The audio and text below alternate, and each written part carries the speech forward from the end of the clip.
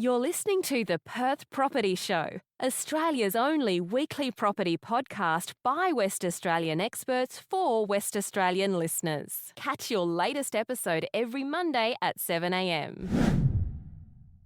Good morning, everyone. Welcome to the Perth Property Show. My name's Trent Fleskens, your host. As always, this week we're going to have a chat about a suburb we haven't spoken about ever in nearly 400 episodes.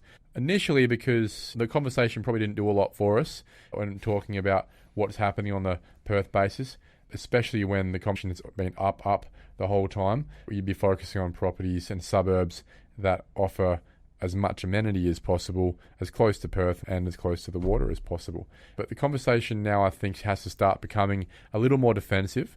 We need to be a little smarter about what we're buying. And to be defensive, we want to have a conversation with the top agents in the areas where the canary in the coal mine is. And that suburb, as per the header of this episode, is Byford. And the agent I want to speak to about Byford is Sean Dunn from Minute. How you going, mate? Very good, thank you, Trent. How are you? Yeah, great, thank you. Now, for everyone listening, right at the end of the Albanel line, it's now the Byford line, isn't it? Absolutely. The brand new train station has arrived. It's pretty schmick, I assume. It's very schmick. It's very clean and it's working very well. Many people taking it yet? Because it takes a while to change behaviours, doesn't it? A lot of people for a couple of decades now would have been driving to Armidale train station or just driving to work, I guess. A lot of people that I know in the suburb when I first started working there would normally just drive into Armidale, park up there and then actually commute to the city. But from what I know from speaking to a lot of people who have lived in Byford and have recently moved into Byford, have now actually using that Byford train station. I know a lot of people using it not only just to commute to the city for work, but also to events, games, footy and all of that as well. Anyone giving you feedback whilst we're chatting about it that they weren't thinking Byford, but now that there is a station there, it's made a difference? Or do you think that's probably a bit of fluff? No, from conversations that I've actually spoken to a lot of people about, because that train station coming in there, not only for, exactly local home buyers, that has definitely shifted their views and where they want to buy, but also just obviously investors as well buying now in that area. It means something to them. 100%, yeah, it does. It's amenity, and that shift in amenity, going from not having one to having one, is a big difference compared to a suburb that, let's call it Langford, for example, that really hasn't had any change in amenity for decades on the same corridor. Even if you think about a place like Gosnells, for example, a couple of times with a Shane Beaumont, not a huge amount of change in amenity, more of a change in perspective to that amenity, given how far that train line's going now. Gosnells is not as close to the end of the train line as it used to be. No. It's got 18,000 people in it. It's growing every day. It's a pretty big suburb now, isn't it? Yes, it's a huge suburb and very diverse. Yeah. How so? Diverse in the way that you've got different sort of sections of Byford. If we're going to talk about the history of Byford, Byford used to be just a rural town, and now it's obviously becoming like what I call a little mini city in the southeast corridor of Perth. And diverse in the way that one side of Southwestern Highway, you've got what we call or we deem old side of Byford, and that's all your sort of half an acre blocks, and there's a lot of older houses on there, some new ones, some new subdivisions throughout there, but majority of them being over a quarter acre. Rural houses. Residential sort of stuff. Absolutely. And then to the other side, you've got the new schools, the new shops, the new estates, 450 square metres, you've got some going up to 700, but then averaging out between that sort of 375 to 450 square metre now. What other amenities are there in Byford that people may have assumed weren't there a few years ago? Just the basics. What do you got? So obviously we've got the Coles and the Woolies down there now, which Byford used to only just have a butcher. But the biggest one I've heard from all the families down there is the Aldi opening up. That was a big one when I heard that. But then we've also got obviously all other amenities, including cafes, restaurants, all the way through. Local cafes and restaurants as well. And a lot of people in Byford just stay in Byford, and that's probably the coolest thing I think about Byford, is that Byford's got basically everything from smaller houses to big houses, and then from small businesses to big businesses as well. So what you're saying is someone in Byford, in a similar way to maybe an Alkimos, probably isn't very city-centric. They're probably not spending their day going into the city. Yeah, correct. A lot of people in Byford don't need to go to the city. A lot of tradies, I assume, then? There's heaps of tradies, yeah. A lot of FIFO workers as well in Byford, just making that one commute in the morning. On Tonkin Highway. Yep. That's it. And you're straight up there. Yeah. Now, the reason I got you in to have a chat about Byford is, as I said, it's canary in the coal mine. In January, we saw the lowest stock on market ever in West Australian history at 1,800 properties thereabouts. Yep. It was taking 8 days to sell a property. Neither of those two things are good things for the market. It means there's no opportunity for choice. Everything's desperation. And the mobility issue becomes a real problem. We spoke about that for months and months and months until things finally started opening up, mainly because of interest rates and then a kick in the guts over the last couple of months with regards to budget as well. That direction has ticked up from January, as it was always going to have to do, through 2,000, 3,000, 4,000, and now we're at 6,400 properties on the market, which is still half of a balanced market. The trajectory obviously is going back towards that 12,000, 13,000 balanced space. Transactions have gone from 50 transactions a week to about 700, and we noticed that, and that differential is what's causing stock on market to rise. And then the days on market has gone from your 8-9 days to your 18, 19 days, which again, yes, pretty good market yes. still to be in. But over the last couple of years, when you compare it what it was like even just a year ago to now, or even 6 months ago to now, I think Byford's probably got the most on the ground story because it's where the tide comes out first, in my opinion. What was life like for you as an agent a year ago, 6 months ago versus now? So, look, going back 12 months ago in Byford, obviously it was a very different market to what we're experiencing now, but the main thing was, like you said, that sort of desperation, the urgency of people, local investors, local buyers, where over East investors, that urgency of them buying property was just the whole talk of the town last year. And no matter what the property was, we saw, I would say, averaging between 10 to 15 groups always at our home opens last year, compared to this year currently now. I mean, last weekend we opened up 4 properties and experienced an average groups between 1 to sort of 3 groups, at 5 being the absolute maximum.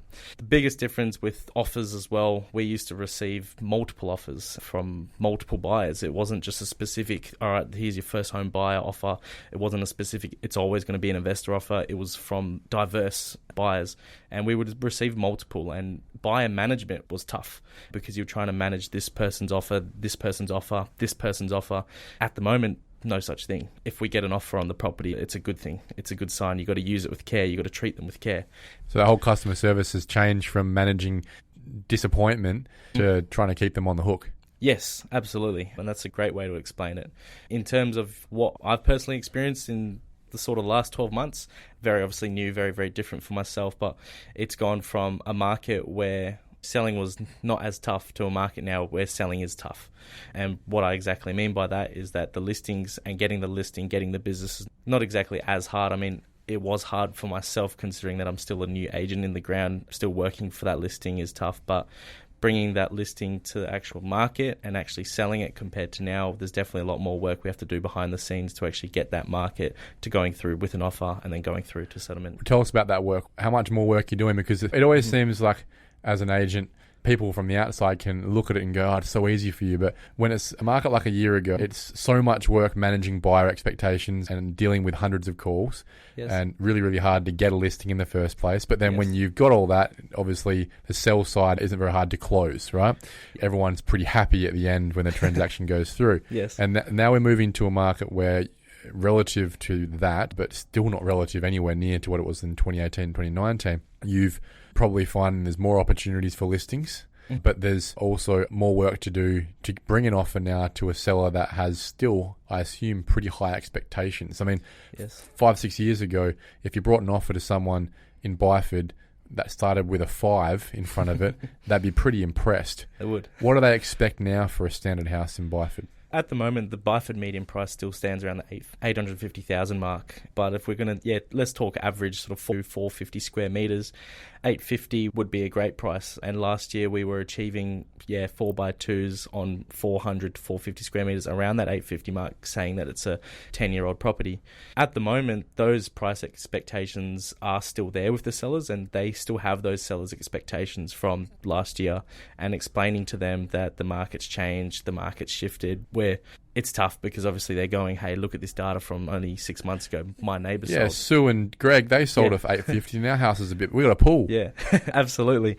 And having those conversations is obviously just part of the process and part of the game. But well, what is happening? So what are the offers you bring to the table now? What do they look like and what are the terms? A great example would be a recent sale that I've had. One was in April this year in 2026. It was number 25 Darren Way. We ended up achieving 860 for this property. It was about a 4x2 and 400 square metres, 10 years old. And we are currently selling the next door neighbour's house at the moment, which is a different layout, but predominantly the exact same land size, 4x2, it's all the same, 10 years old, built at the same time, and offers-wise, we ended up getting only in around the high 700s for that property. Okay. That big difference of $70,000, my vendors are going, well, Sean, you sold this one just 4 months ago for this price.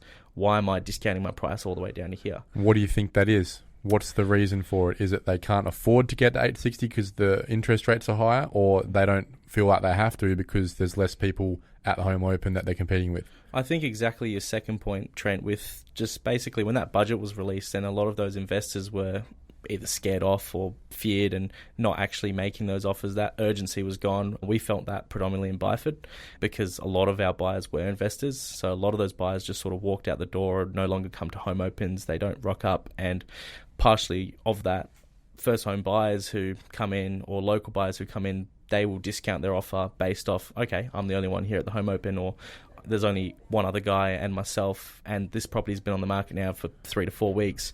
Let's chuck in this offer and see how we go. And for us, looking at that, going, all right, this is the only offer that we've got after 3 to 4 weeks, is that telling me this is the market value? It's interesting because that same property a year ago, would $790 have been a good price? That same property, $790, would have been an awesome price. Isn't it funny? Yeah. A year ago, right? So what we've experienced, I think, especially in the places like Byford and all those suburbs really that are under 850 in terms of options, is that people went a bit stupid from 1st of October with the 5% scheme. It's probably pushed all those properties that are in the 700s up to 850. Yes. And with interest rates now kicking in and the budget, a lot of that's been lost, and it's come back to a price that last year was a great price. Simply in that segment, I think, most specifically, right, where it does matter on interest rates on affordable and also investor activity as well, right? Have you noticed that there's a bit of a correlation there? Yes. You've explained that greatly, and I agree with it from what I see on the ground firsthand. Yeah, and that comes down to, I think, seller expectations. A year ago, people would have been ecstatic in Byford for a 4x2 at $790 because they know they paid $400,000 for it maybe only a few years ago. Yeah. So they've pretty much doubled their money for a property. They probably haven't improved. Yes. But that blip of excess that we saw over Christmas last year that brought us to the extremes that we saw in January this year has probably warped a few people's expectations. And look, a lot of sellers got lucky when they did sell up until about April this year. I think people just need to recognise there's been a bit of a moderation on that. Does that mean that prices just continually fall in a linear direction from here back towards $400,000? No. What it means is there's been a bit of a resetting back, probably what is fair value on demand and supply up in the high 700s, which is still, I think, a fantastic price point. Yeah. I'd be interested to get your thoughts on what price you think you're selling this property for at Christmas time. Is it higher? Is it the same? Is it lower? I think it would be the same. So you're saying sideways direction? I think depending what happens in the next few months with the interest rates will be the biggest dictator of what happens with our prices, as interest rates hold a huge play in the Byford market. So let's say the Sydney economy starts to collapse because of issues happening with the market there, right? Yep. Things get really precarious. RBA actually cuts a rate before Christmas. Now, I'm not expecting it to happen, but let's say it did happen. That starts to obviously help with affordability. Media sentiment starts to look more positive again suddenly. Does that have an impact on Byford straight away? Absolutely, yeah, definitely, because a lot of people that I meet, buyers mainly as well, a lot of them when we're in those sort of final stages of negotiations, we can really hear how much the extra dollar would help or how much the extra dollar saved wouldn't. And I think that play is very, very important for anything to do with the interest rates, serviceability, and our prices in Byford. So super sensitive to the bottom line at the end of the day. Yes. So are you telling me that investors are gone in Byford at the moment? At the moment, look, from what I experienced on the ground, I'm not going to say they're gone because I did have an investor buy a property from myself last week. So they're definitely not gone, but there's definitely less of them. I used to deal with probably at least 50% investors. There's a certain demographic of investors that are coming out now. Are they the vultures? Vultures, yeah, it's a great way to describe them. Lowballing, wasting your time? Yes, absolutely. They're just sort of chucking in an offer here, writing up a ChatGPT email and just sending it out to 3 listings that we've got. So yeah, they are coming out. But the investors of the ones that I used to know last year that would just throw in an offer over market value and just know that they're going to rent it out and it would be positive, they're gone. Yeah. There's no such thing. Yeah, that's that speculation. Yes. So there's two sides of a coin to the investors, and yeah, it's funny how sentiment obviously drives which one you're going to get an email from Yes, throughout the week. Yeah. Settlement terms. What does it look like when someone's putting an offer on that property for $790? What are the terms? We are looking at, normally with a lot of buyers that we deal with, obviously go through the pre-approvals and all that, and a lot of them are normally looking around between that 6 to 8 weeks. Finance days, we're looking at giving them 28 days. However, with recent dealings, a lot of the banks and so a lot of our buyers are asking for extensions. Whether the banks are knuckling down, I mean, we're experiencing that AML stuff firsthand from real estate agents. That's slowing down the process on our end, and the banks are implying that to all their loan docs and things like that, which I know from speaking to a few clients that it's slowed down their process. But normally 28 days and then 28 days for settlement, we can still settle the property within. No cash offers out in Byford is what you're telling me? No, hardly, especially at those price points. And loan to value ratios are quite high? Yes, very high. 90s to 95s is quite common. The most common one I do see is the 95s. Any property obviously under that 850k mark that we're selling, if it's going to a first home buyer, it's normally very common to be 95. And that's why I was saying those interest rates play a big part of our prices because they're going to dictate what they're going to offer. Now, I know you don't sell any of these because that's down to the house and land specialists, but do you see much house and land package activity out in Byford, or is most of it done? No, I still do see quite a lot of it, actually, to be honest, Trent. On realestate.com, there are quite a lot of house and land packages that are still being released. I'd say there's more house and land packages that I've seen there than actual just vacant land for sale in Byford. And that's probably another great point to talk about. Having a look at Byford the other day, and the land that's for sale, there's only 2 blocks of land for sale. Everything else is either sold or gone or being built on or being sold as a house and land package. Okay, interesting.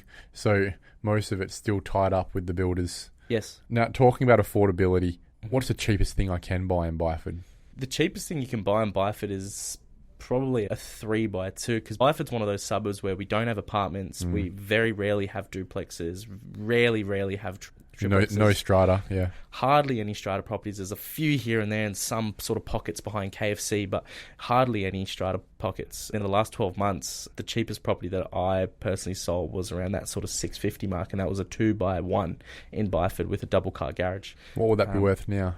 That would still be worth around the 680 mark now. 680, 670. So it would have had an opportunity in the 700s and it's probably now sitting at the 680 space. Yeah. Last year I thought that property, when it was bought, I thought by the end of the year it'll be upwards of the 700,000. But now and where we are in the market, I'd heavily say that property would only be worth around that sort of 60, 70, 680 mark. Yeah, got you. Yeah. So not a lot of options for downsizing either. No.